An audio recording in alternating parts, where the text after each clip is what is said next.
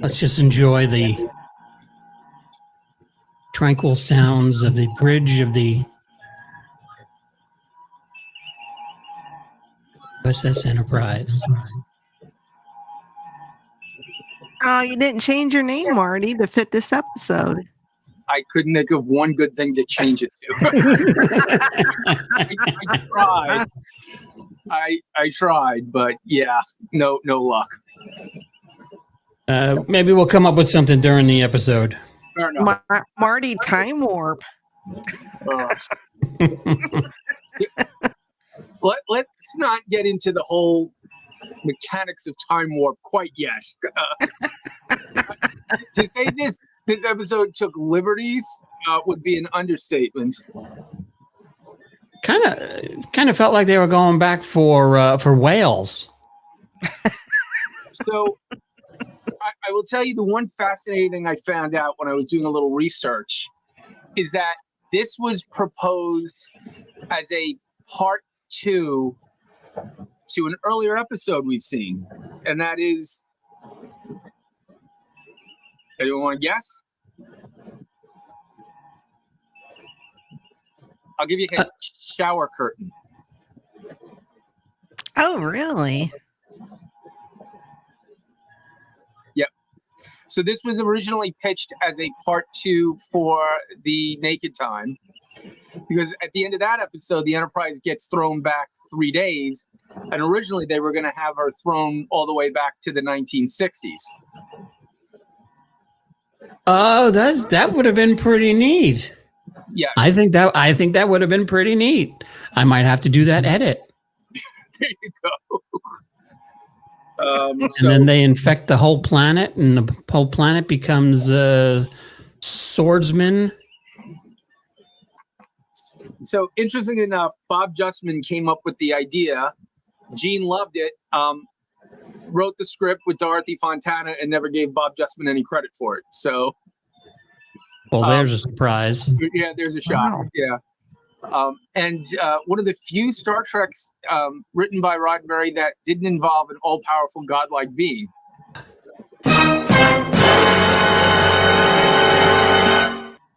Which tends to make me think DC Fontana probably did most of the heavy lifting on this, right?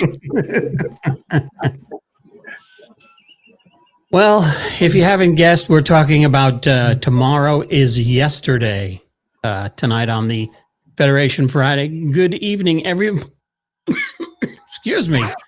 Good evening, everybody. The heat's been on all day, so I am so dry everywhere. So let's just say chafing. Oh, my. You have to adjust your environmental controls. Yes, I need shower curtains. The password is shower curtains. Yeah, so is that a Godzilla? Is that new? No, that's been around. Just hasn't been lit up? Yeah, I could light it up, but it would burn the house down. No, it kind of throws the whole camera off. So, oh, okay. It's very, very bright. All right, so it is the 13th of December, Friday the 13th. So that means it is what? Just, oh, geez, math. I'm not doing math. It's a couple of days out from Christmas. 12. Oh, okay. All right, so we got that math down. So I know, Deb, you saw my video on TikTok, and I just wanted to go over and show you guys some of my favorite ornaments. This one is the top of the list. I always think of that more of an Easter ornament because he doesn't die, but he does come back like 3 days later. So don't grieve, Pepper. Is logical. The needs of the many outweigh the needs of the few, or the one. I have been and always shall be your friend,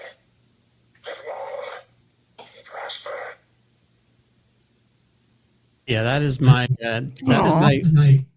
my top ornament. It's one of my favorites too.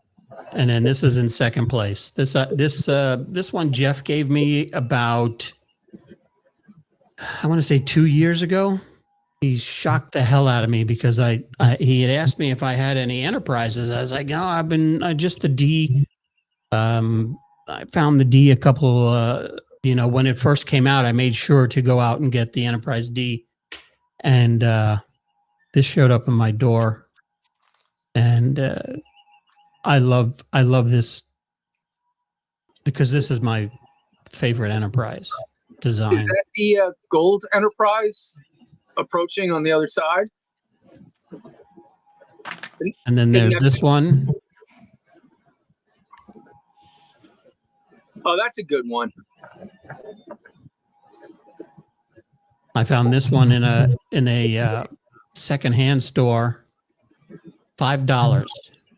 Oh, cool. I don't know whose chair that is, but I just kind of liked having a recliner. I guess it's Thanos' chair because he's going to have a seat. That's definitely Thanos' chair now.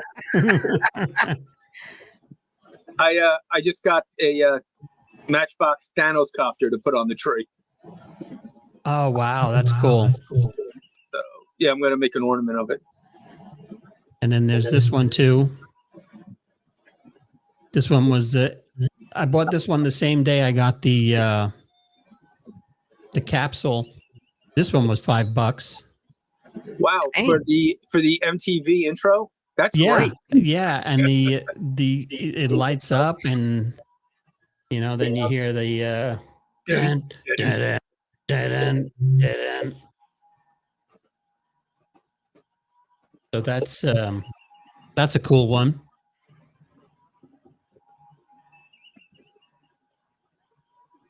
And everybody's gonna have one of these. Fragile. Hey, it's a major award. So I treated myself when I got my new job last year, and I have the full-size replica prop now, and did not tell my wife I bought it until it was up this year. So Oh, no. she was quite surprised. She's like, "It's kind of big." Well, it goes in the window. Well, It's got to be able to be seen from the street. Right. It's not in our window because the dog would knock it over. And I got mine from the official Toy Story house museum. I ordered it directly from them. So she wants to move it. And I said, if this thing winds up broken, not a finger. And I made sure I got and I made sure I have glue in the house.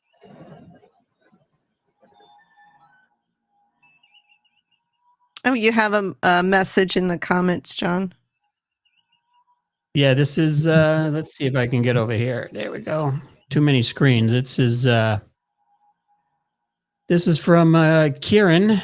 I met him at the Legion M event last week, and he just wanted to say stop by and say hi. And hey, Kieran, how's it going? Welcome to Federation Friday. Good to see you. He offered to do some drawings for us for the channel.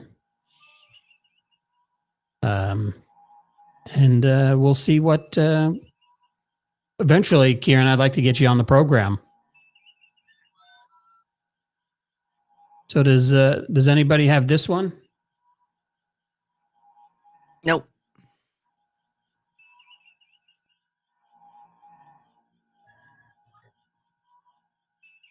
And then right above him is the one on the roof. And there's my D, Enterprise D.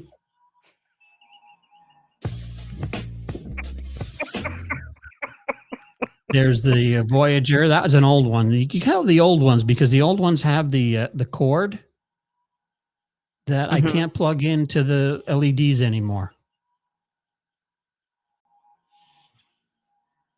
Expensive, and actually Hallmark doesn't make them anymore. You got to get them on the secondary market. You were muted. What is that? Oh, sorry. I said they do make a converter. At least they used to. Hallmark, I don't think makes them anymore, but you can get them on the secondary market that you can plug them into your LED strand. Oh, okay. Yeah, because I saw this. I have this one that Lisa got me last Christmas. It is the Star Wars poster in a light box, Sure, I remember that one. and that doesn't light up unless you go out and buy the $15 string that has plugs.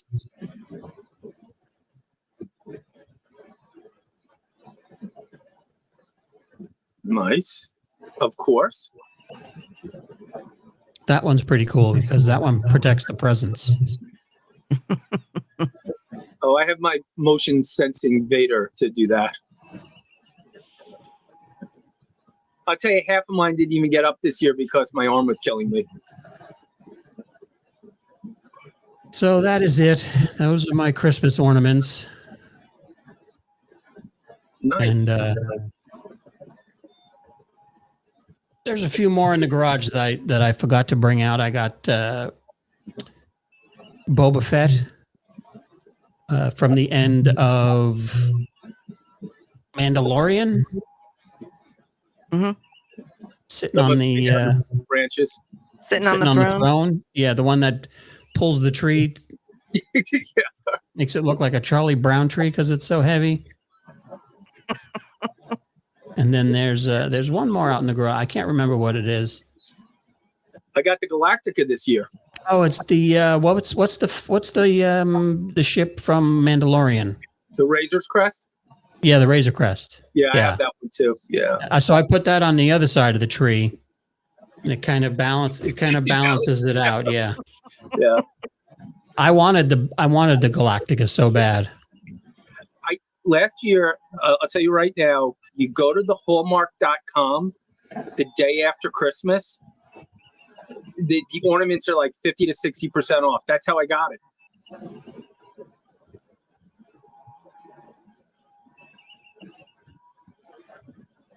I'll try and get some pictures for next week of what I got. Okay. Up there.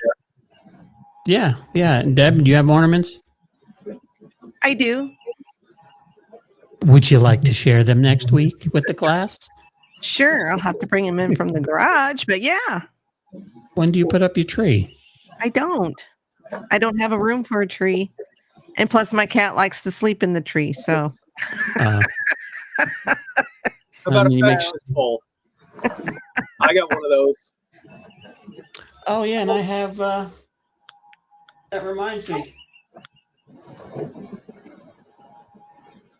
Oh, nice. Nice. I haven't opened it yet. Yeah, the rest of us for the rest of us. there's a Festivus. I got a problem with you people. There's a Festivus pole in my nativity scene.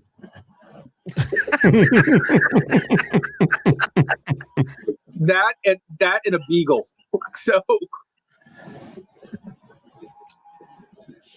all God's creatures, right? every single one of them.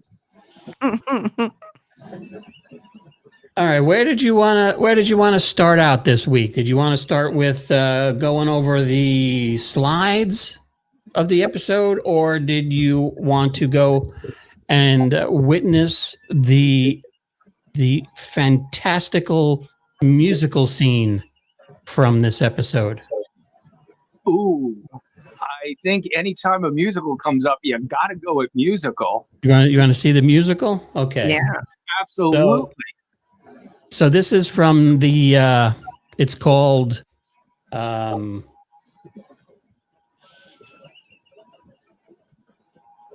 Tomorrow is Yesterday, the musical, oddly enough.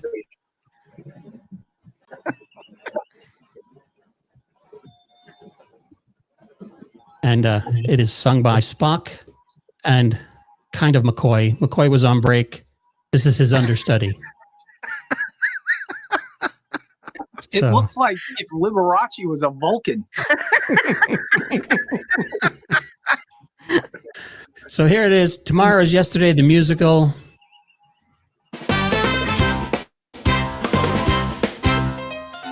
Bright and syncopated. The stars are spinning, what's this twist of fate? We're in the 20th century, it's 1968. Computers can't compute it, the timeline's gonna skew. But leave it to the Enterprise, we'll make it good as new. Well, here we are, back in the past, with rocket ships and tech so vast. They think we're spies or UFOs, but we're just trying not to impose. I met a pilot, Captain Christopher's his name. If we're not careful, he'll rewrite the game. Can't let him stay, can't let him go, but trust in Kirk, I'll steal the show. Well, logically speaking, this shouldn't occur. One small mistake could cause quite a stir. He's seen too much, this cannot stand, but his son plays a part in our Starfleet plan. Fascinating indeed. Jim, this is insane, a mess we're in. Meddling with history's the gravest sin. I'm a doctor, not a timeline fixer, but let's beat him up before it gets any trickier. Back to the Future Federation style. Time's a tangled mess, but we'll fix it with a smile. We'll dodge the paradox, we'll rewrite the file, and boldly go where we must stay a while. Don't worry, Bones, we've got this plan. Just a quick slingshot around the sun we'll land. It's risky, sure, but we've done it before. The Enterprise can handle a little more. Captain, I must protest your bravado. Time travel's a science, not a rodeo. You call this science, I call it a mess. I need a drink and some shore leave no less. Gentlemen, please, we've a mission to do. If I can't charm the timeline, then who? Back to the Future Federation style. We'll dodge the paradox and we'll do it with guile. Where the past may be sticky, the present wild, but we'll save the day, Federation style. Through space and time, our course is clear. The Enterprise conquers every fear. We'll beam back home, rewrite the tale, because Starfleet never fails. Nej! Majoriteten, det sprayskri, annorlunda. Again, att det snabbt en färdig kite stacked. Projok! Vad even just vi now?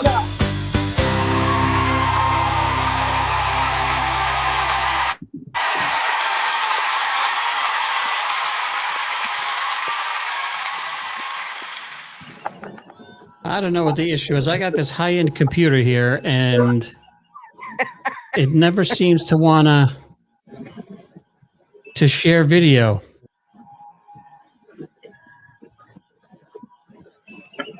So that's up on the YouTube page. What was with that horrifying in those last scenes? You saw him, right? The guy on the left with Yeah, no well, eyes. the people in the background were all mutilated. Well, those were aliens. That was the stuff of nightmares. That was. I thought maybe it was an effect of going around the sun or something. What were they in the planet Hellraiser? I mean, that was. They were from Face Off. So I just wanted to point out we only have 2 episodes to go in season 1 after this. Oh, Is it really?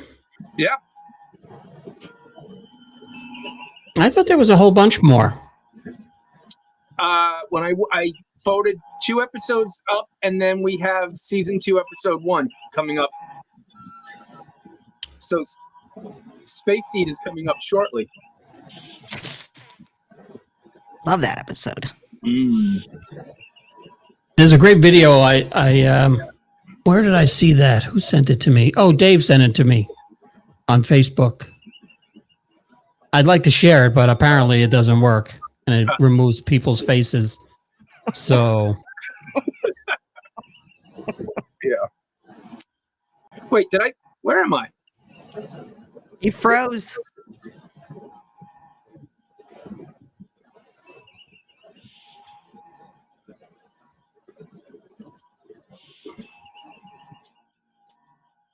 Oh, we lost him. he gone.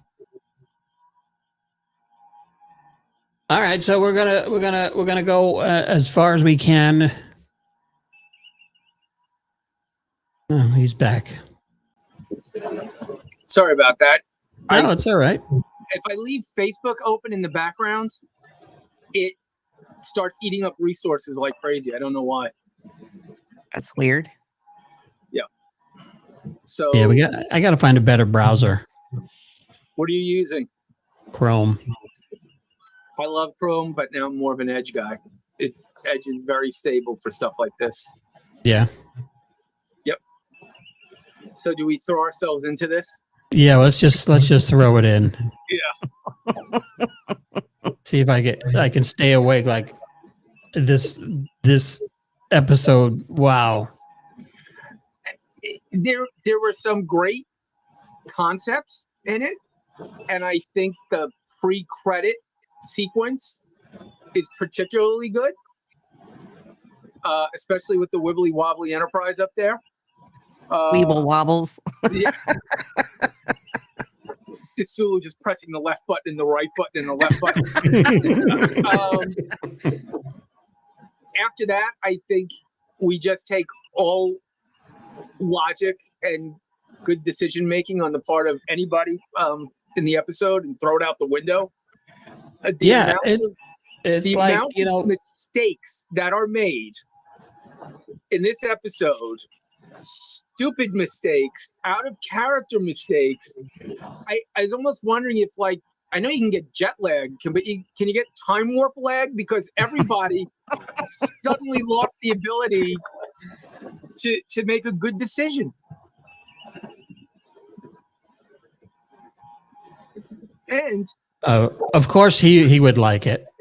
I liked it. I thought it was a funny episode. that works for me too. That was another part when it hits its funny beats. It hits its funny beats. The bit with the female computer, very funny. The part Dear. when he's being interrogated and he says that should be just about right, very funny. And there's some unintentionally funny in there too. Like, we're going to sneak onto this base, so let's all remain dressed in our fancy 23rd century uniforms and not bother to put on contemporary disguises. Yeah, I thought that was weird. I was like, in future episodes, don't they have like the replicator make appropriate clothes? They could blend in, I'm sure. They've done it in the past. So, or in the future. not only that, they had this guy's flight suit. They could have just whipped up a couple of those flight suits. And then in future episodes, when they beam down to a Nazi planet, they have Nazi uniforms available for McCoy to change into before he beams down. Well, So I'm sure whipping up a pair of jeans and maybe a button-up shirt wouldn't have been that tough. yeah. Or they had them left over from the show's production of Sound of Music. I don't know.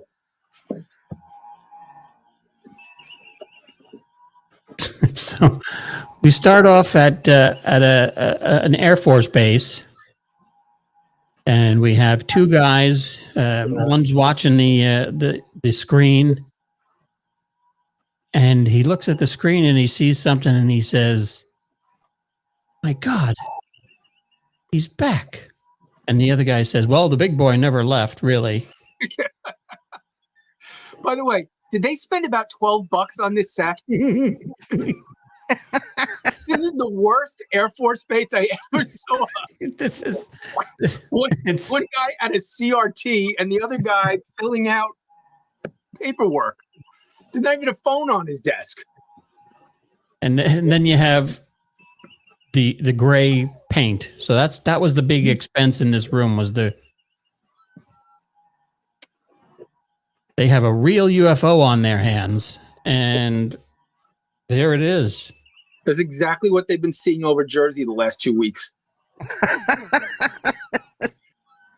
Complete with the wibble wobbles. I gotta label my buttons.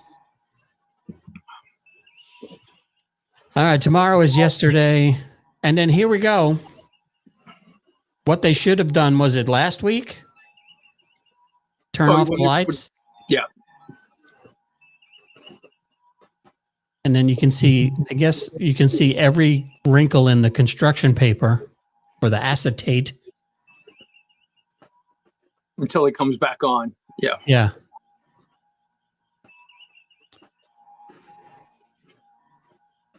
So this was cool that he tried to contact Starfleet and they weren't getting any reply. So is this shot?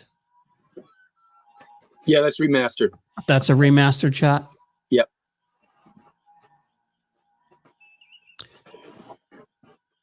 And then they turn the radio on and they get the 5:30 news summary.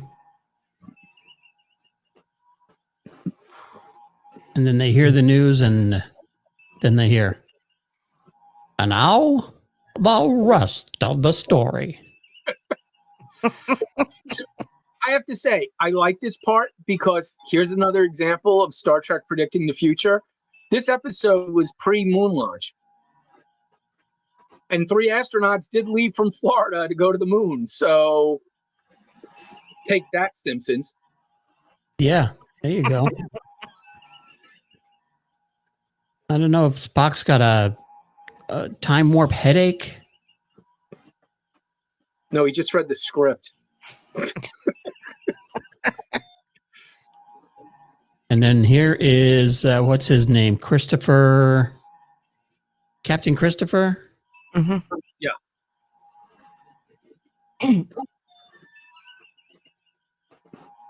And everybody but the main stars beam in backwards. Okay, so here's my problem with this technology. The nice thing about the transporter, it has a logistics system built in that you never materialize in an embarrassing position, like let's say sitting. I think when you were disassembled, you were sitting, but reassembling, we're going to take the extra steps, put you upright so you don't land and fall backwards on your ass. And what's even better, you can go from a standing position and be beamed right back into a sitting position with no problem. Yes, everyone always looks the wrong way. Well, only the guest stars. Well, no, remember, Evil Kirk beamed up backwards so he could do that slow spin around. Well, okay, so you have to be a guest star or have to have some kind of motivation. Yeah. Well, Mr. Kyle just hit the dramatic reassemble button. So, oh, sorry, set to dramatic. Okay. Okay, so mistake number 1. Let's just keep track. Crush the fighter jet. Okay, crush the fighter jet. Mistake number 2. Beam this guy on board.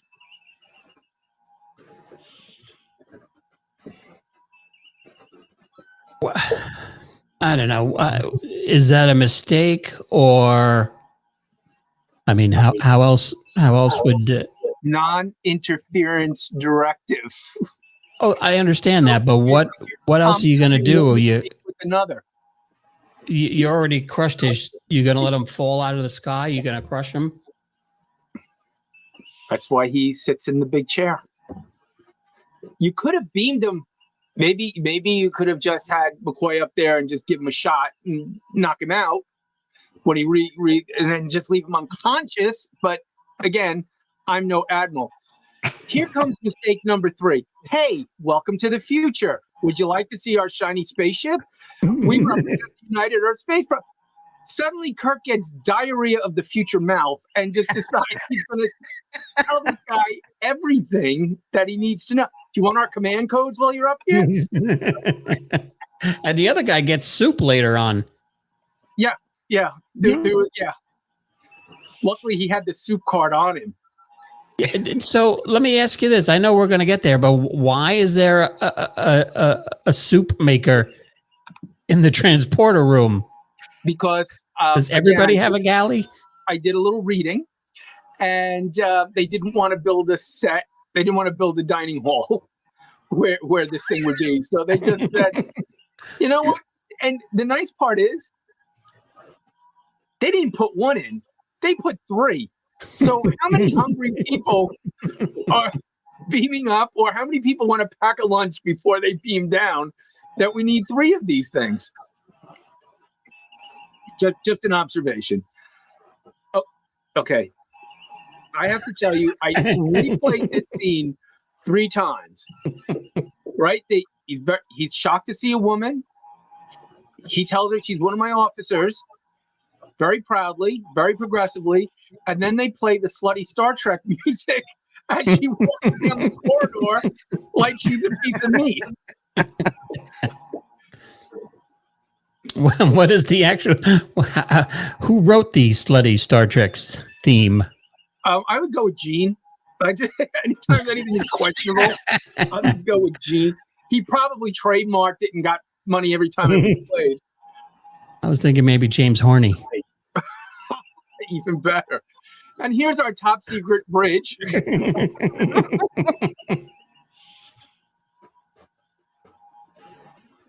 Oh, and here's an alien. I mean, really, when it comes to decision making, holy cow.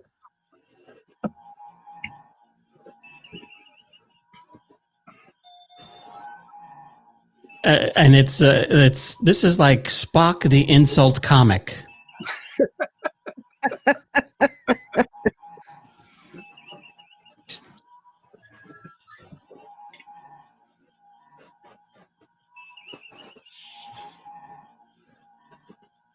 Yep. So we get the back and forth with the giggling female computer. Yes, dear. And we all know who that was, right? It sounded like Majel. It was Majel. Yes. Okay. Yep. So if she couldn't appear in the episode, she'd get paid for the voice work.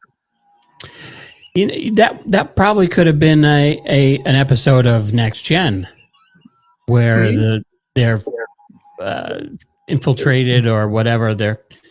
They go to female world and Riker stops off there for shore leave at female world and never returns. Yeah.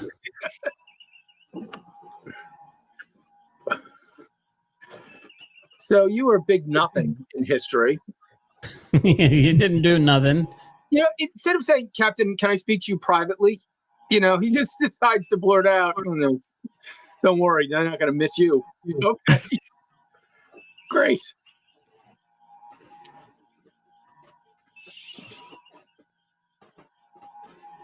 The only thing I really enjoyed about this episode was the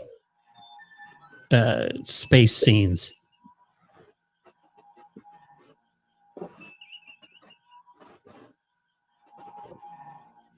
So they're calling in, he's calling in Spock, and then he gives a call to,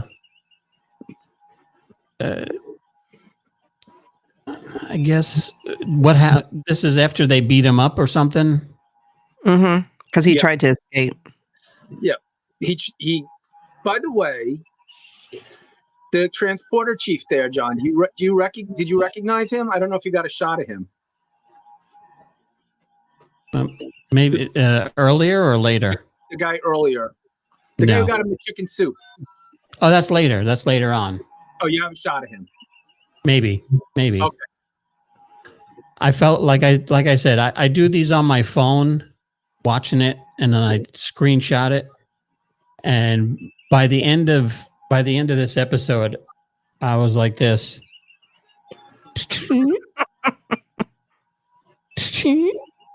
I was just. This is the only Star Trek episode that makes me wish that I could go back in time and prevent myself from watching this Star Trek episode. So here's Spock saying, here's another mistake.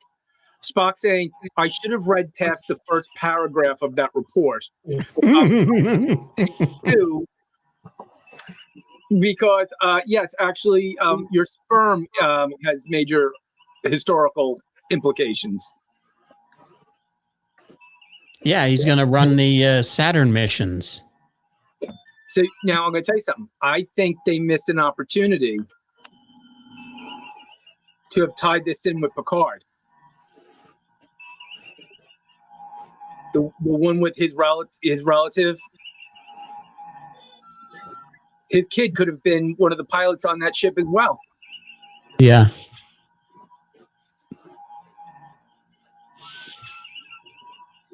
So Scotty looks at his, he's trying to fix, I don't know, what is he trying to fix? Just get the ship re-energized? He's getting the warp engines back up, and very rightly points out, but where the hell are we going to go? He's the only one that's like accurate, right? Like doing something. Yeah, he's fixing the ship. He's pointing out that, plot holes. That's why I think this is the only scene we get with Scotty. Okay, thanks, Scotty. You stay down there and keep working. Scotty, the less you ask, the better. Just keep working.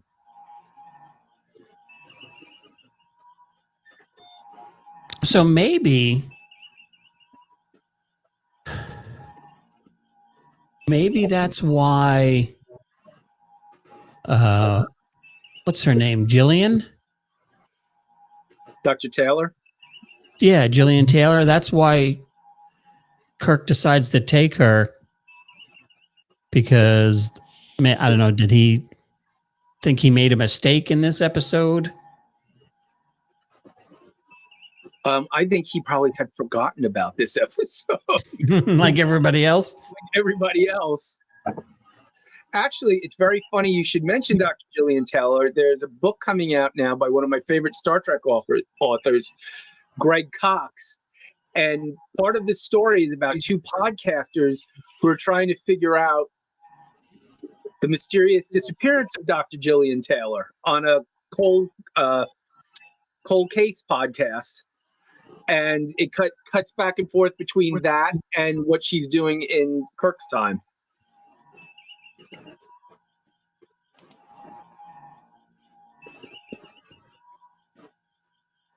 Well, I know that was somebody made that video, right? I don't remember. I've seen the mock-ups of her picture on the milk carton. That's always good for a laugh. Is it Gilli or is it a J? No, it said G.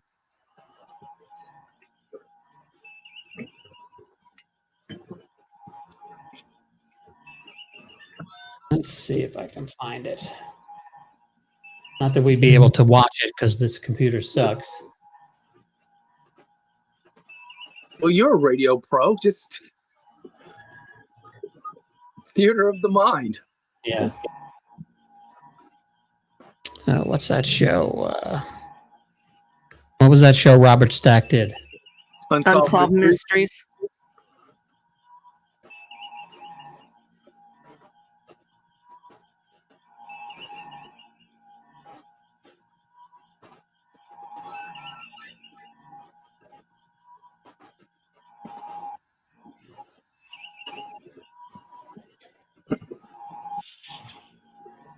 Yeah, I don't see it. I'm surprised it's not on YouTube.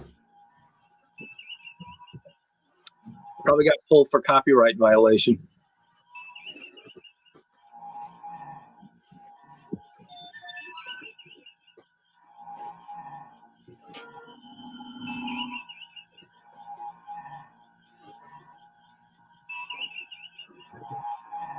Oh, well. All right, back to something less interesting. Yes. So now security is out looking for Captain Christopher because he ditched his quarters, and he may be trying to escape. I guess go out the back door and hold his breath long enough. So he's in the hallway, and he pulls the old Spock maneuver and hides around the corner, and then gives a punch in the gut and takes the phaser. And then Kirk comes up and Kirk foos him twice and sends him to the hospital, where McCoy tells him he's pregnant. You're going to be a dad.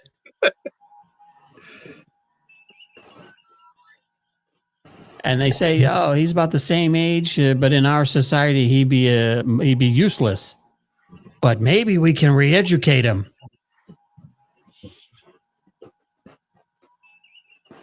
And then He highly insults McCoy.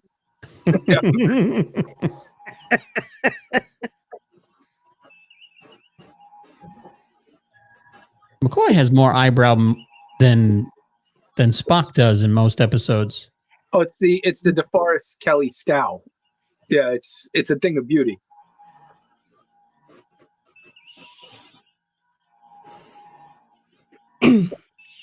So they made an error in computations. First of all, Spock, that's not a computation. That's just analyzing data.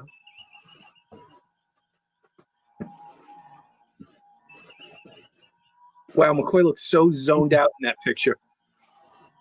Spock's talking and he's just just staring out in space. Did I leave the toaster on? Yeah. You're a daddy. Congratulations. It's a boy. And Spock, no end. This was so weird. Again, reading the script. He's like, oh, God. It's like, was this before or after Mission Impossible? Before. So he's probably like, there's a script that I just read.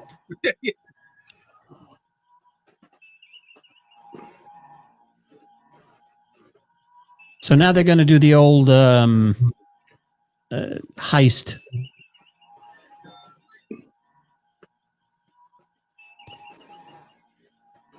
But the plane went down, and I don't know how many people it might have killed in the middle of Nebraska.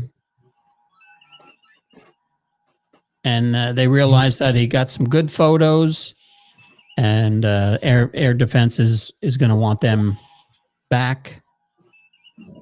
And they're going to explain that it's a UFO, a genuine UFO. And also, logically, there are 100 variables. But they don't care.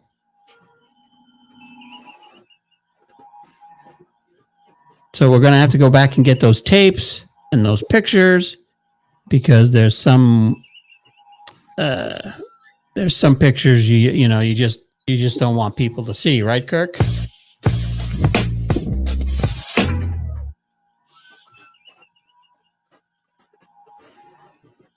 So now that he's a dad, he wants to help and possibly get killed along the way. Yeah, which everybody was like, yeah, okay, yeah. Mistake number 4, 5. I don't even know what we're up to now. Yeah, we stopped counting. Well, it was too much like math.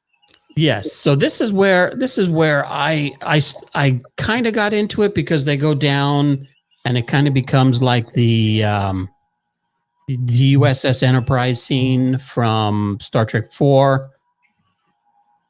And we go to, I guess, what is this? Cape Canaveral? Why is that guy's gun in the holster backwards?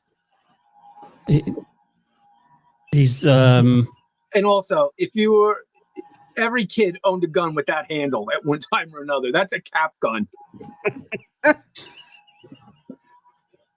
Mm-hmm. You're right. A supply closet would have been a terrible place to materialize into in the middle of this hall. Then he stopped to look at everything. I was like, really? and then he like Kirk walks up to the map and he's like, "Hey." Sulu brought his purse, which we never see again. Okay, so we're sneaking around in our fancy space uniforms.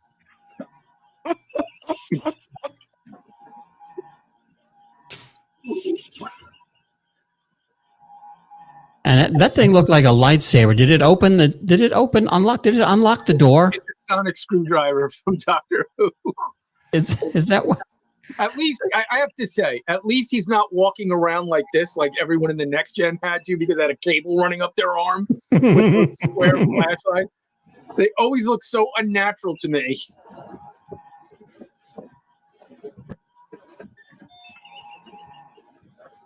And then for some reason we see Never mind, bring the genie. They're sneaking into Dr. Bellow's office. You think you're a spaceman? But you were there, but then you were in the hallway, but then you were Major Nelson, Major Healy. Yeah, so I don't know. Was this in your guys' version? I found this weird. I watched this on Pluto TV. They must have. I think I don't know. Maybe director's cut. Yeah, maybe I fell asleep and switched channels or something. I don't know, but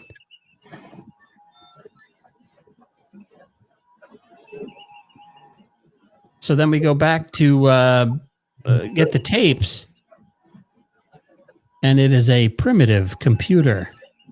So we're just full of insults. Yeah, and luckily, Sulu points out if we turn it on, it's going to be loud as hell. And, the captain's like, I'm not going to turn it on. So what do? They take the tape out and put it in Sulu's purse. Instead of taking it out, putting it on the floor, and using their fancy ray gun to destroy it. Well, wouldn't they have known that this is tape, magnetic tape, and just bring a big magnet? They could have there's 100 million things they could have done. They could have demagnetized the room.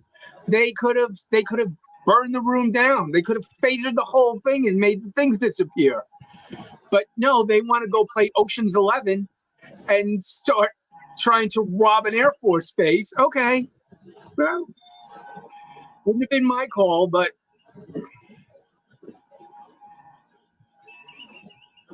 and you can see McCoy's worried because he's rubbing his hands together like a grandmother.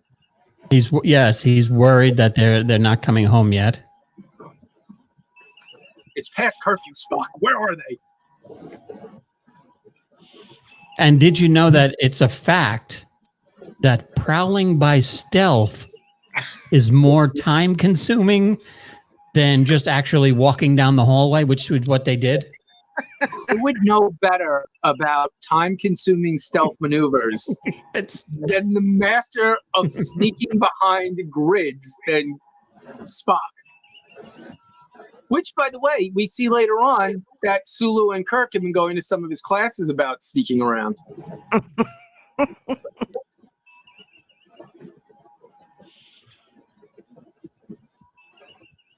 Okay, that guy right there in the middle. Do you recognize him? I can only say from the hair, it looks like the guy from Soap. Okay, I will give you. He does look a bit like Richard Mulligan, but he is not.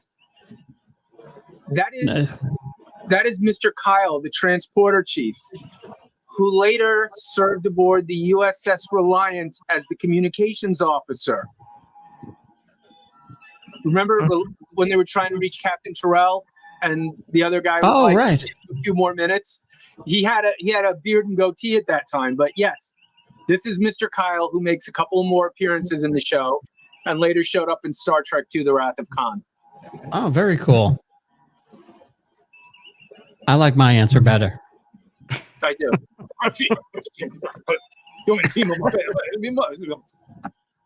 Richard Mulligan made a whole career of doing that.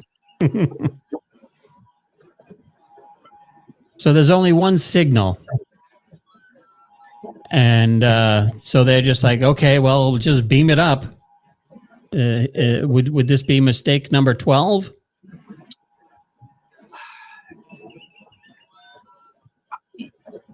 I wouldn't say it's a mistake. I mean, it's an emergency signal. There's probably some kind of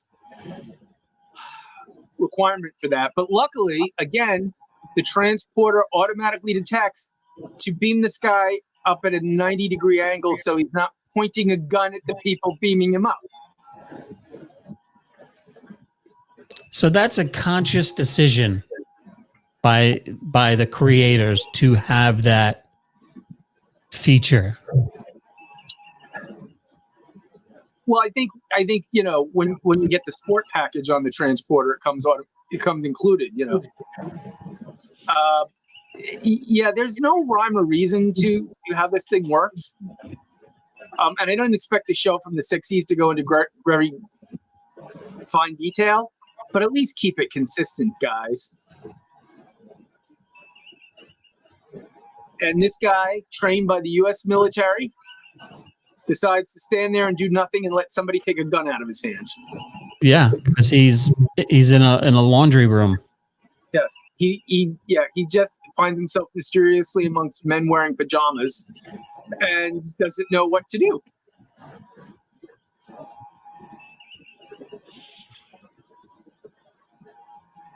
Yeah, give me that.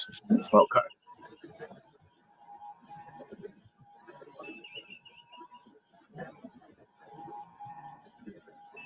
So they got the tapes. They put them in Sulu's purse, and now they're going to go watch them. Well, those were that was the data recorders, and now they're going after the film. Yes. Again, nitrate film. How the hell do you get rid of that? One match and it would have been.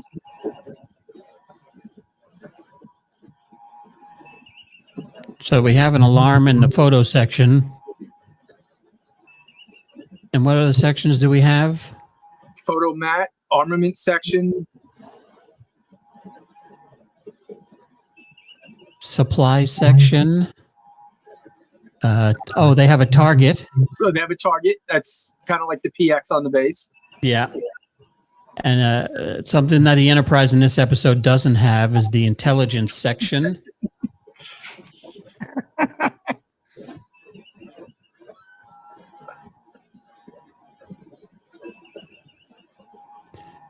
So Kirk is like, signal Mr. Spock, we're almost ready to beam up. I just want to look around a little more. We have what we need. I just want to look around a little more. Sulu, when am I going to get the chance to see an actual 20th century photo lab? Take my picture. So yeah, more Kirk Fu. Which was a really good. I mean, I was rapid firing screen grabs on this one because we have him shoving people into the corner and then doing the duck and roll while the two guys jump over you maneuver. Was this filmed in a basement? Cinder block walls. We've got two cheap ass things with shelves with empty canisters on them. I don't even know what's going on in this picture. It looks like they're using Kirk as a battering ram. Where's that one hand going? Yeah. What are they holding him up by?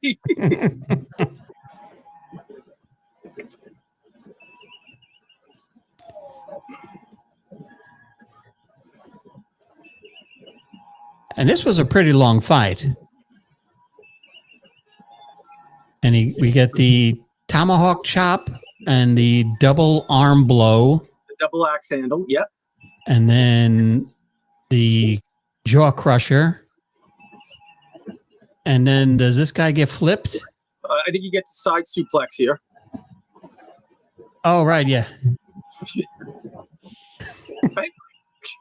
Spider Kirk. Spider Kirk.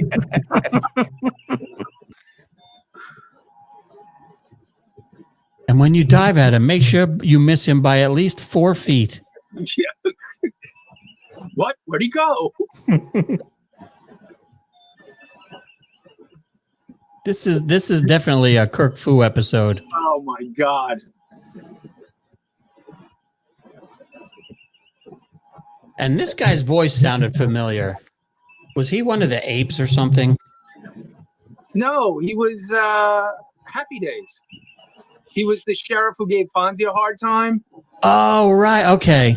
I think All right, because I think he was Captain or Officer Kirk in Happy Days. Officer Kirk? Yeah, I'm pretty sure that was his character's name on Happy Days. Yeah. I believe I'm correct, Mundo, on that.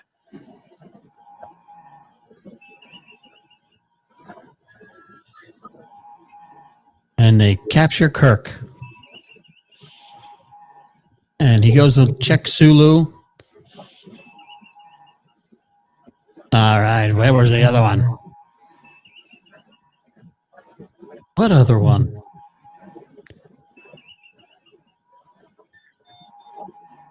Oh, no, just me. Just me. Little old me.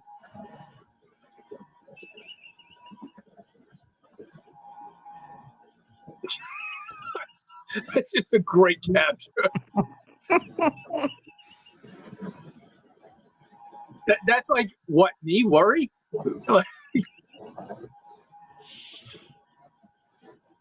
So they've re-energized the warp engines, and they want to refire them. And Spock is checking out the film. It's a Vulcan Stag film. And again, Mr. Happy, Spock the insult comic dog. Poor photography. Well, I mean, it wasn't a plane. Would it be an insult comic targ? Maybe.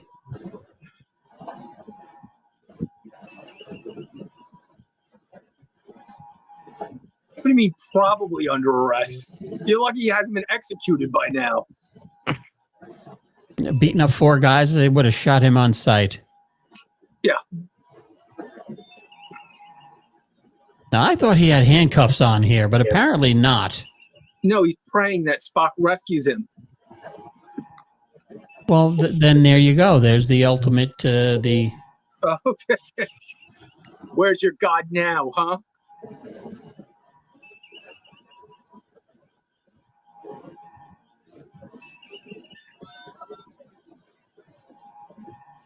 The guy in the back, someone should tell him how a beret is supposed to be worn. He's wearing it like a chef's hat, for God's sake.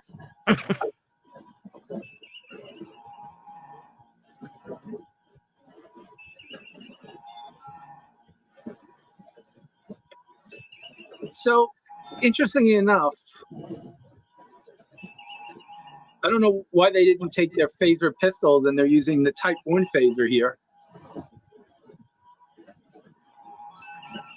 Now, the little one that they had, does that fit on top of the other one?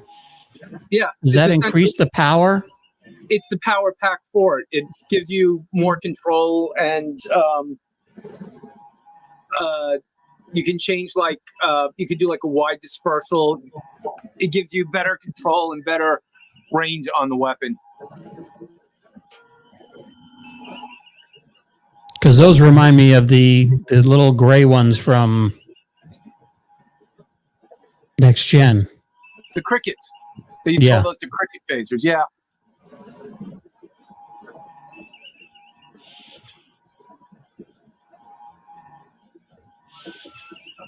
So this is a intense interrogation,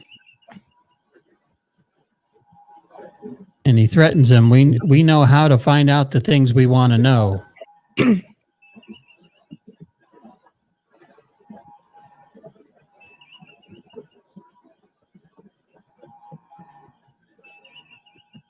We have ways of making you talk.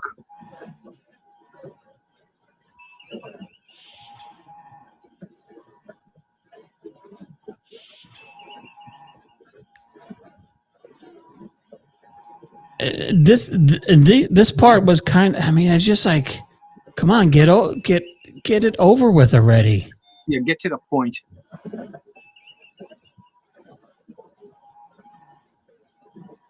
I'm gonna lock you up for 200 years.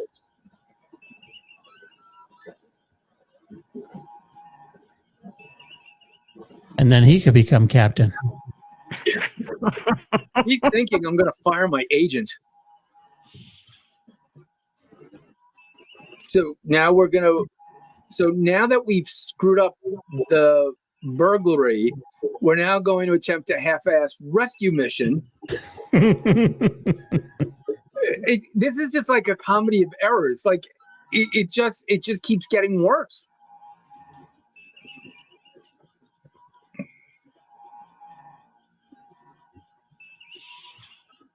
So we're going to send Sulu back down, I guess, because he knows the area. You know, he's been there before. Well, he left his purse, so I have to pick up my bag. oh my. Yeah. Does he really have to be clear and say, don't give one to the guy who's not Starfleet? And is this the first time they mentioned stun force? No, I think in the first episode, Mantrap, when they stunned, where we had that ricochet sound effect. That's the first, okay. yeah.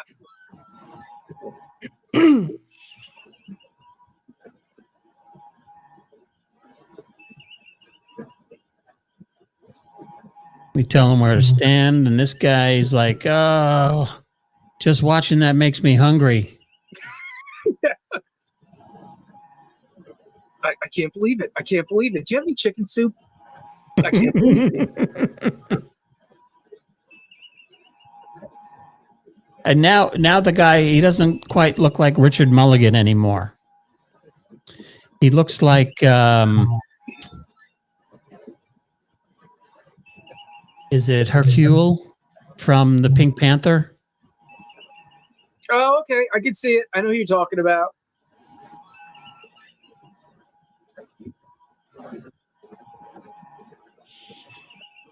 Like I said, Lucky had the yellow card for chicken soup. Yeah. Just happen to have that right there.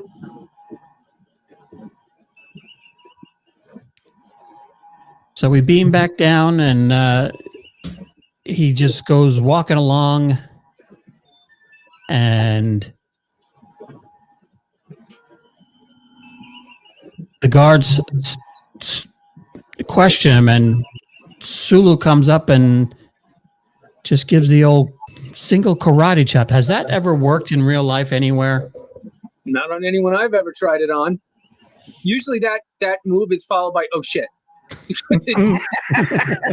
didn't work. Yeah.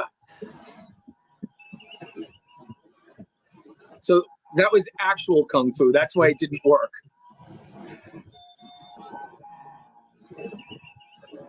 Yeah, Spock just comes in, takes out the guard. 1, 2, 3.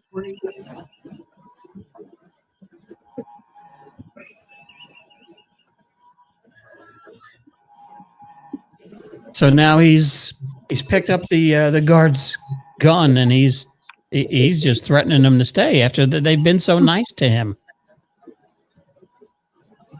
Don't be a fool. I told you all of our secrets. I showed you the bridge. I trusted you. I gave you a cool shirt. The shirt's itchy.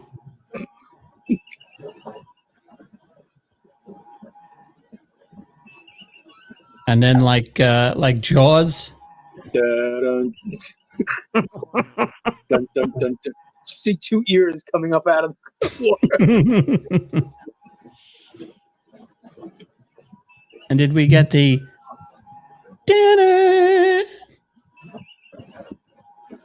did we get that sound effect? I don't remember.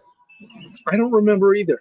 I don't think it did. I think I had to watch that twice and be like, oh, they didn't do the neck pinch sound effect musical theme. That's why I didn't arm him, sir. Good job, Spock. Good job. Yeah, I mean, and he was the only one that suspected that, except for everybody watching this episode.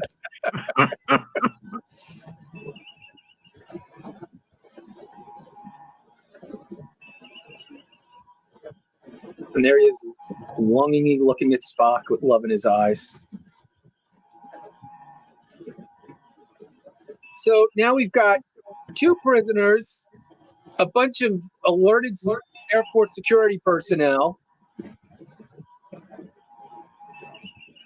and no plan.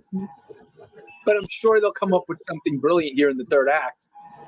Yeah, I doubt it. Yeah, no.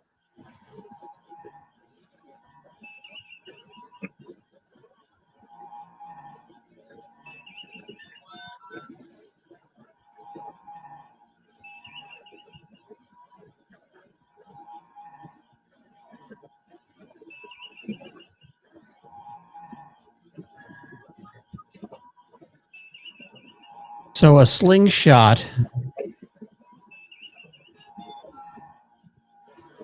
How many times has that been used in Trek? So we so far we have seen it used in The Naked Now. We're seeing it done here. I believe something similar does happen in a future episode, but I have to double check that. We've seen it in Star Trek 4.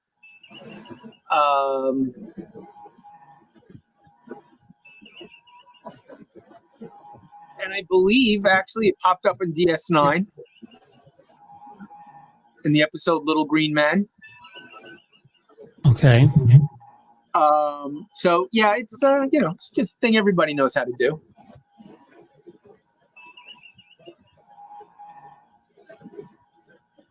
And what does that mean? Slingshot effects are fine for you people. You wouldn't catch me dead in a slingshot effect.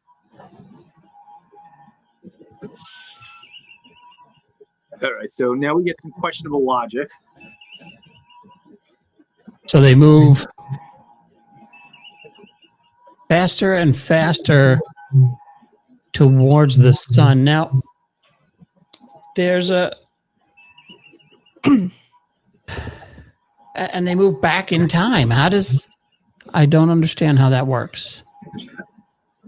It's not that. It's that pulling away at the last minute. You're actually kind of,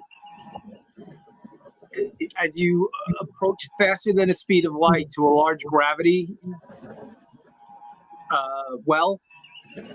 if you're able to pull out at the last minute, it creates enough power to actually cascade you backwards in time. The amount of power it takes to go backwards in time is off the charts.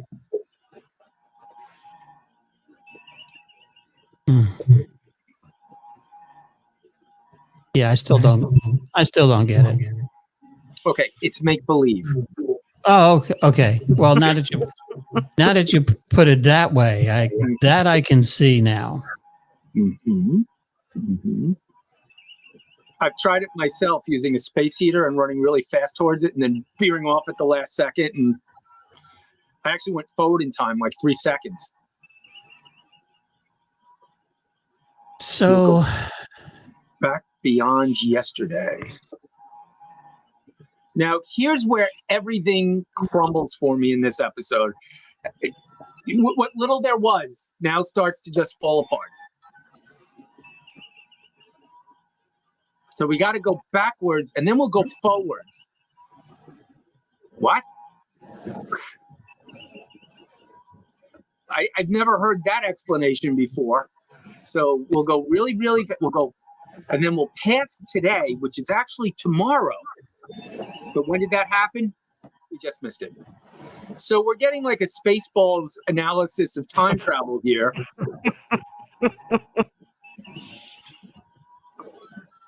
Scotty's like, this is bullshit. And these guys think I drink.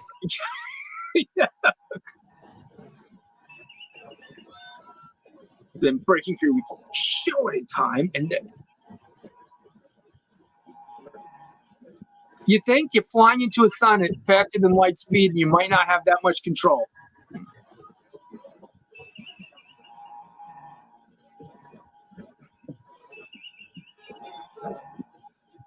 What's the big deal? You overshoot, you just do it again. Yeah, just go backwards in time to go forwards in time. Yeah, this again, not I guess it is rocket science, but Great Scott! Yeah, it's time travel. You could literally do this 100,000 times before you get it right.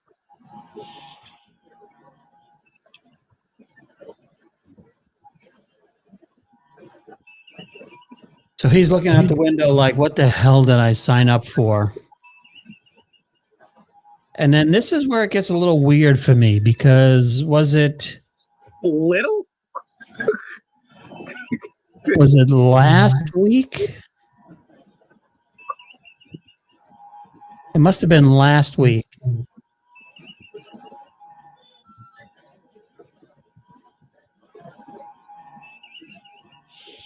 Where they're now traveling more than warp 8 and no one is freaking out like they did last week.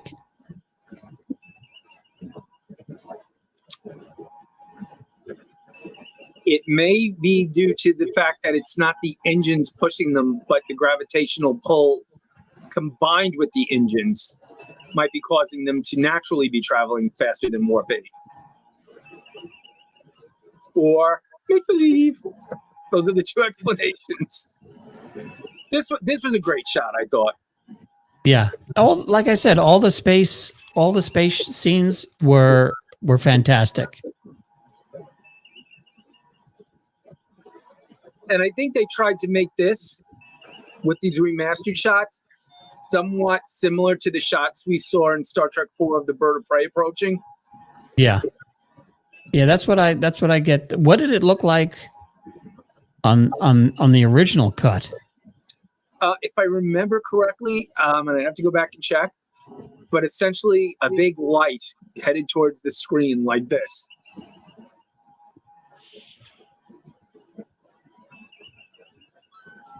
Notice all the panels are off again.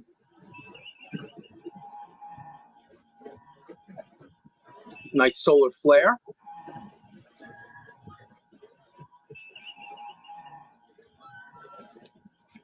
We have Star Trek acting. I don't know what the hell that move is.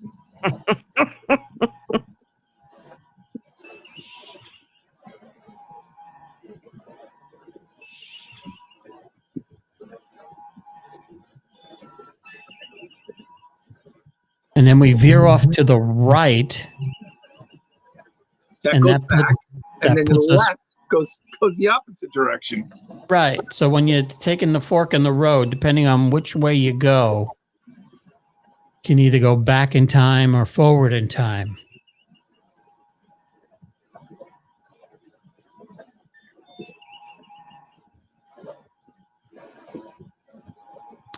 Now imagine they missed their calculations.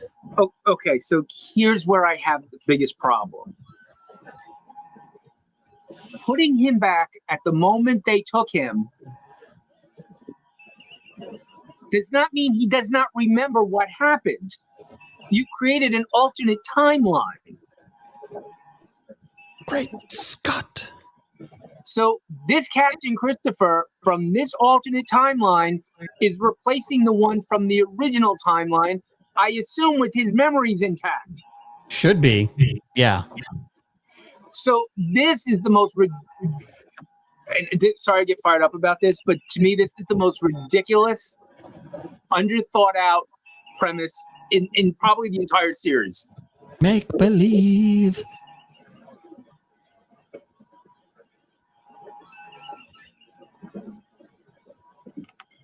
So they go back, and the first one to go is Christopher because they got him first, and then Wait, think about that. If they're going backwards,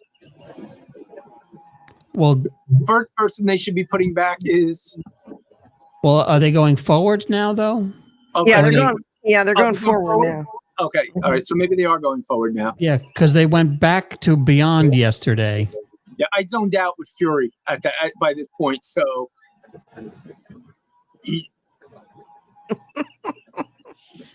So right here he is the original Christopher from the beginning of the episode looking at the ship.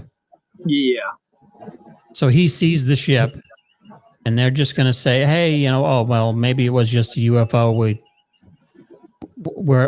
Do you believe us? No. Okay. Well, whatever. it was swamp gas.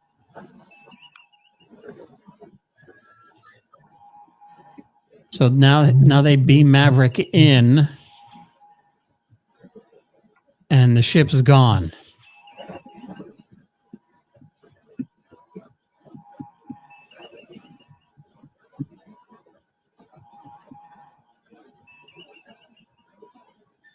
I just mark it down as another UFO. 6th one this week. And now, when he goes back in time, is he hungry again? Well, I thought it would have been funny. They beam him back at the same exact moment, except this time he's holding a tray with soup on it. And where the hell did this come from?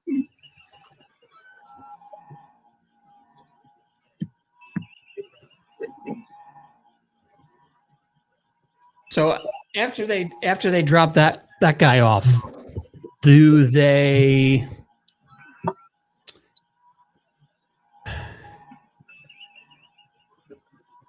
Are they still speeding up? Well, they're moving. Yeah, they're going faster than normal because now they're doing their time warp thing.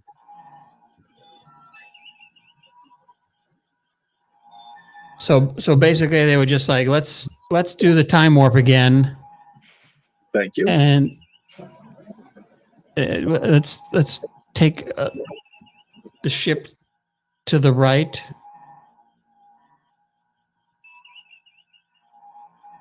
And then we'll put your hands on your hips.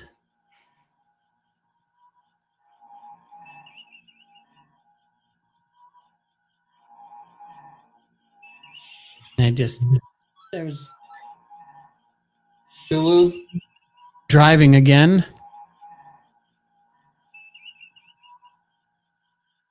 And everybody's getting thrown around instead of sitting down.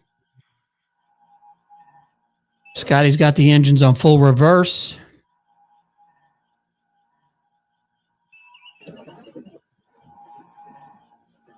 And they wound up right at Earth, right over Starfleet. And the Enterprise is home. And Michael O'Hurley, I feel sorry for you.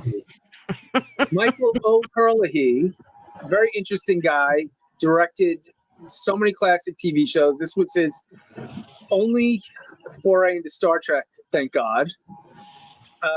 But his brother was Dan O'Hurley, Okay. the actor who played the actor who was in The Last Starfighter, played the old man in RoboCop. Great actor. Was the bad guy in Halloween 3. What's his famous line in RoboCop? I'm very disappointed. Dick. Something like that. Very disappointed. Yeah. What do they call you, son? Yeah. Always liked that guy. He's good in everything he was ever in. And you said it was his brother? Yeah. And well, that is that waste of time known as Tomorrow is Yesterday. Oh. This is one that if I see come on, I just keep moving. Now, what about the one next week? Court martial. Court martial, more of a bottle show again. I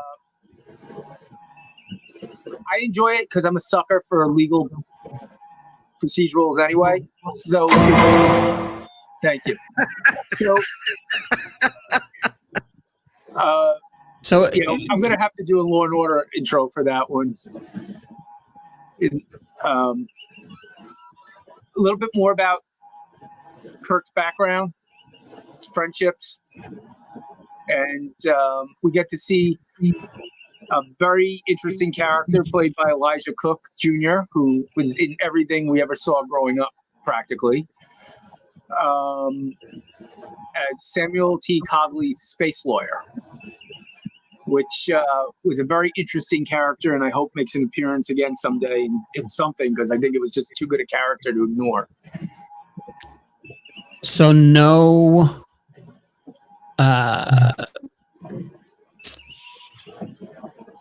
what's the word I'm looking for? No mention of being court-martialed because they went back in time and almost screwed up everything. Well, there was a cut scene here where Kirk turns around and opens up a channel and says, "Remember, we're not saying anything to anyone where we were for the day. I need temporal investigations on my ass like I need a Klingon." Again, unless they came back after they left, there could be a second Enterprise out there.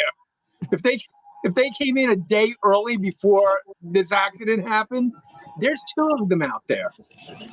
Just like I said with the Naked Time, they went back and we've got these 3 days to relive all over again. Yeah, and so does the other Enterprise that's out there who hasn't encountered this yet. So now there's quite possibly 3 Enterprises out there.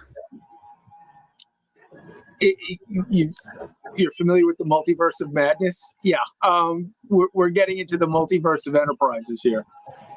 So depending on which one this, oh geez. So temporal headache. Yeah. Mm-hmm. There could be infinite. Where's Loki when you need him? just to pull everything together, because there could be infinite worlds now, because every one of the Enterprises would go back through time and see. So there clearly is a number of Enterprises that are currently out there that shouldn't be, and yeah. So what are you going to do about it? Me? I'm doing nothing. I just sit back and watch this play out because it's too fun. You mealing? Oh, sorry. Do you know how hard this was to get through TSA? Bad. No, actually, it wasn't that bad. The lady who sold it to me, I pointed out that these actually twist and pop off. And she looked at me like, "Oh my God, I've been selling these for like a year. I didn't know that." I'm like, yeah. Where did you get them? I got them at Disney, at the Guardians of the Galaxy ride. I gotta fix it. And Laura said, "You're never going to use that." Well, I showed her wrong tonight, didn't I? Yeah, tell her to watch the shorts tomorrow. Yeah. Check our shorts feed, because this is going up. I actually wanted to wear it to Grandma's party, but was told no. So. All right. Well, next week's episode is Court Martial, and we're probably going to hear that a lot. And what is it? Dun dun dun dun dun dun. Isn't that the theme song? That's pretty much the theme song. Yeah, for all 4 or 5 or 6 of them that are out there. That's one thing I love about. So did Law and Order go back in time and forward in time? Because now there's like 6 of them. They missed their chance to do a multi. At one time, there were like 4 of them or 5 of them on simultaneously. They missed their opportunity to do a massive crossover. All in the same town, or was it all Chicago? So all in New York? Originally, they were planning to do one about a terrorist attack on New York. And the script was being written in like August 2001. Oh. Yeah, and then they decided to go home. Is that show that old? That show started in the 90s. Did it really? I haven't watched one episode. Yeah, I used to watch SUV, but SVU. Whatever. It's been a while since I've seen it. I again, like, comes to Star Trek, I always like the redheaded stepchild of the franchise. I'm a huge DS9 guy. best of the Law and Orders is Criminal Intent with Vincent D'Onofrio, which again was the redheaded stepchild of the Law and Order universe, but it's fantastic. It's And fantastic. I hate to say it because my wife hates it with a passion. I like CSI Miami. We loved CSI Miami. That was fantastic. To this day, if I'm wearing sunglasses, I have to hold them down. Yeah. You got to point out stupid stuff. Yep. Yep. But yeah, including that one episode where what's his name got shot in the head and then he was fine the following week. Eric Delco got shot in the head and then made a miraculous recovery. It did have a few jump the shark moments, like 26-year-old Marisol, falling in love with 75-year-old Horatio Kane. But yeah, we used to love that show. Chris used to come to my house and we used to watch it on Monday nights. Really? Yeah, I got him into that show too. There's our next rewatch. CSI Miami. All right. We all have to wear sunglasses. So Deb, what do you got coming up? What do you got coming up on the Feast of Fandoms next week? Monday on MCU Monday. I don't know if we're doing Craven or if we're doing Daredevil. I haven't heard from Dave yet. So one of the two. Have you seen Craven? I'm not going to see it unless we're going to go over it Monday. So Because if we wait 2 or 3 weeks to do the show, then I'll forget, which kind of sounds like it might not be a bad idea to forget. I have 2 or 3 people who I trust implicitly with their reviews. Big Marvel Comics guys who all said they were really pleasantly surprised with Craven. Really? Yes. Yep. A couple of things differed from the source material, but they said that what they did kind of made sense.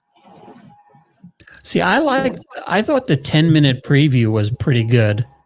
Reminded me of, what was it, the beginning of that Mission Impossible? Was that Ghost Protocol, or was it? Yeah. Where they have to break the Russian guy out. And then I saw some stills today of, was it a rock monster that had a horn? Was that supposed to be Rhinoceros, isn't it? That's Rhino. was that supposed to be Rhino? That's Rhino, yeah. I heard the CGI was in parts was pretty bad. Fight scenes were good, or the action scenes were really good. The CGI was horrible. He's good as Craven, is what I heard too, is that he really carries the movie. Oh, he's a very, very underrated villain and one of my favorites, to be honest. Now, does he have anything to do with Michael Keaton's character? Because is that part of their team up? Well, they're all Spider-Man villains, aren't they? So what I'm hearing is a lot of these guys are going, like Michael Keaton's Vulture is going to be brought into the regular MCU from the Sony universe. Yeah, because Sony's not doing these anymore. Huh? Sony's not doing thank these God. movies anymore. Yeah, thank God. So, yeah, and I think it would be stupid of them not to, if they're going to do Vulture, not bring Michael Keaton on. You could bring Michael Keaton on as Vulture in the MCU version because, there, as we saw, there are multi-versions of everybody across the multiverse. So why not just... But wasn't that considered the MCU version? No, I'm saying that you could have an independent MCU version of the Vulture, but still have it be Michael Keaton. Blank slate, but he's going to be the Vulture anyway. Mm-hmm. Same guy, different universes, same destiny. They're destined to be the Vulture. I could buy that. And what about, I keep wanting to call him Spawn, but Venom, how was that? I enjoyed it. Yeah, I'm a sucker for those movies. In fact, if anybody wants a really good laugh, if you have the Waze app on your phone, you can now get Eddie, Brock, and Venom to give you directions. It's really good. So That would be awesome. yeah, I have that one queued up. Connor and I are gonna get to it one of these days. Yeah. So we got one more time.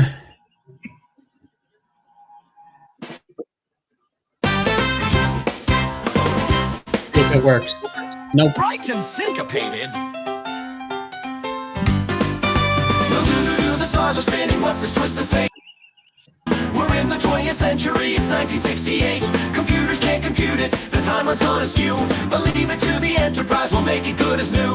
Well, here we are, back in the past, with rocket ships and tech so vast. They think we're spies or UFOs, but we're just trying not to impose. I met a pilot, Captain Christopher's his name. If we're not careful, he'll rewrite the game. Can't let him stay, can't let him go, but trust in Kirk, I'll steal the show. Well, logically speaking, this shouldn't occur. One small mistake could cause quite a stir. He's seen too much, this cannot stand, but his son plays a part in our Starfleet plan. Fascinating indeed. Jim, this is insane, a mess we're in. Meddling with history's the gravest sin. I'm a doctor, not a timeline fixer, but let's beam up before it gets any trickier. Back to the Future Federation style. Time's a tangled mess, but we'll fix it with a smile. We'll dodge the paradox, we'll rewrite the file, and boldly go where we must stay a while. Don't worry, Bones, we've got this plan. Just a quick slingshot around the sun we'll land. It's risky, sure, but we've done it before. The Enterprise can handle a little more. Captain, I must protest your bravado. Time travel's a science, not a rodeo. You call this science, I call it a mess. I need a drink and some shore leave no less. Gentlemen, please, we've a mission to do. If I can't charm the timeline, then who? Back to the Future Federation style. We'll dodge the paradox and we'll do it with guile. Where the past may be sticky, the present wild, but we'll save the day, Federation All right, Through space this and is, time, our course is clear. The Enterprise conquers every fear. We'll beam back home, rewrite the tale, because Starfleet never, never fails. Nej! Mauritian, det sprayscreen, annorlunda. Again, att det är någonting dirty quite stacked. For help! What even just be now?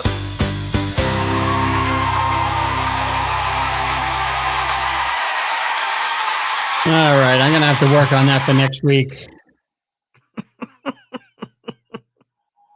You're muted, Marty.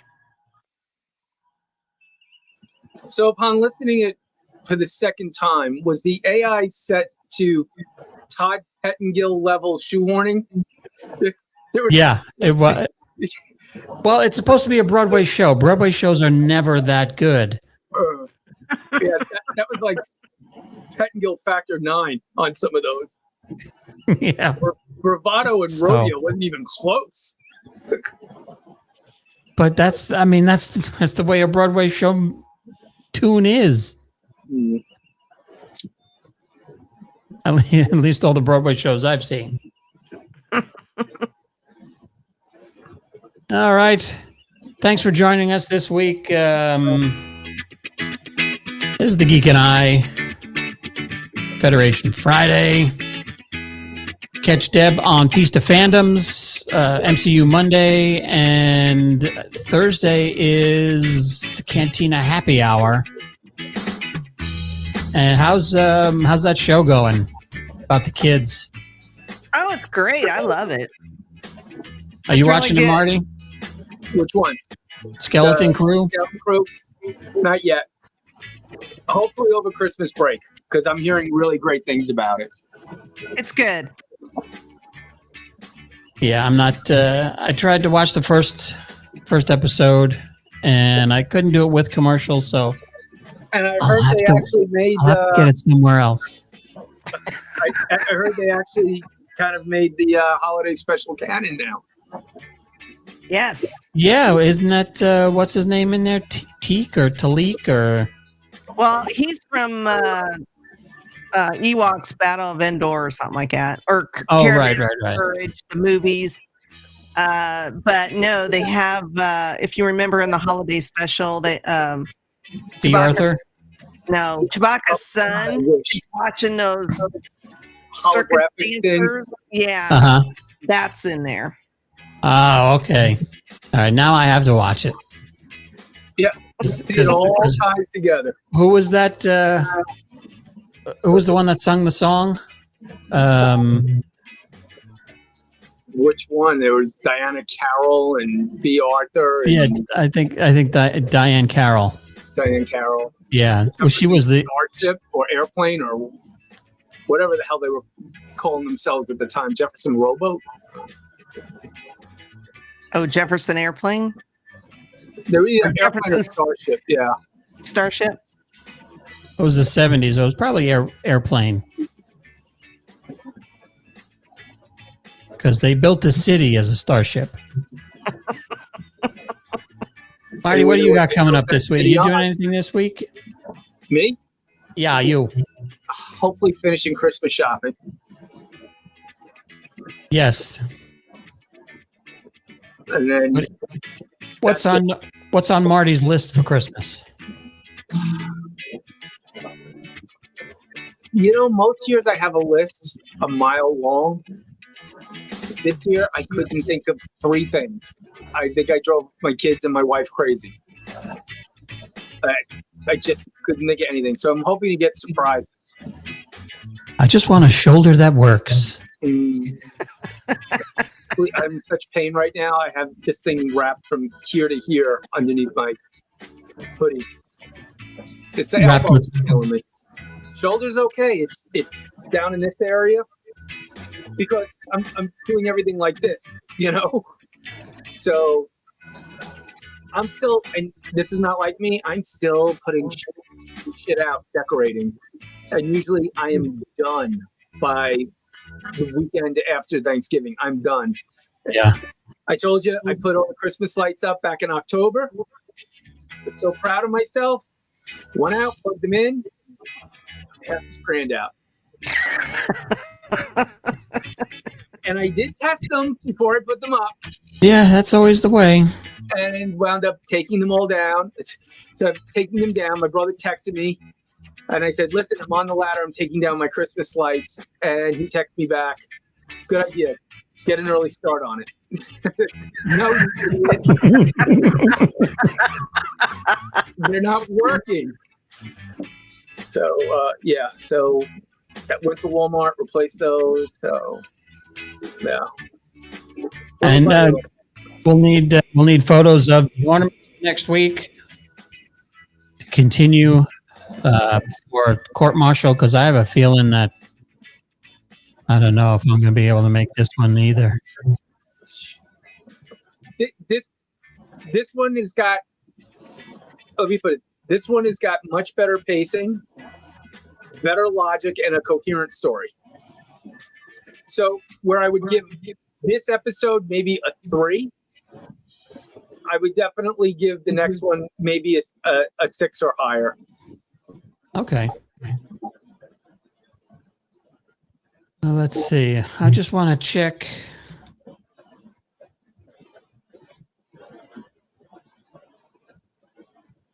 Season 1.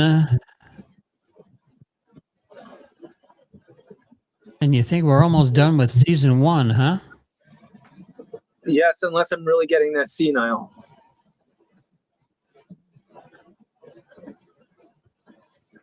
Oh, come on. Let's see.